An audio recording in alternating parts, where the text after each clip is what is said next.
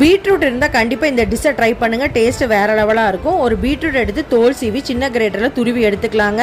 மண் சட்டியில் துருவின பீட்ரூட், உப்பு, தேங்காய் எண்ணெய் 1 டீஸ்பூன், கொஞ்சம் தண்ணி விட்டு 5 நிமிஷம் வேக வைக்கலாம். மிக்ஸி ஜாரில் ஒரு சின்ன பீஸ் இஞ்சி, 2 பச்சை மிளகா, 1 பல் பூண்டு, 1/4 மூடி தேங்காய், 1/4 டீஸ்பூன் கடுகு சேர்த்து நல்லா மைய அரைச்சிக்கோங்க.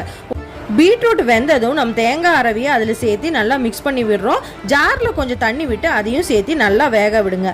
தண்ணீர் வத்துற வரைக்கும் நல்லா வேகட்டுங்க. தண்ணி வத்தினதுக்கு அப்புறம் ஸ்டவ்வை ஆஃப் பண்ணிடலாம். மண் சட்டினால கொஞ்சம் சூடு இருக்கும்.